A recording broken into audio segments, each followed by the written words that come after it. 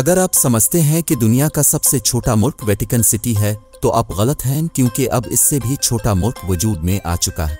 ये खुद साख्ता मुल्क जिसका नाम सी लैंड रखा गया है वो किसी खित्ता ज़मीन का कोई टुकड़ा नहीं बल्कि एक समंदर के ऐन दरमियान दूसरी जंग अजीम के एक प्लेटफॉर्म पर वाक़ है जिसका रकबा सिर्फ 0.004 किलोमीटर। इसकी आबादी भी सिंगल फिगर में है, यानी इस मुल्क के बासियों की तादाद सिर्फ 5 है।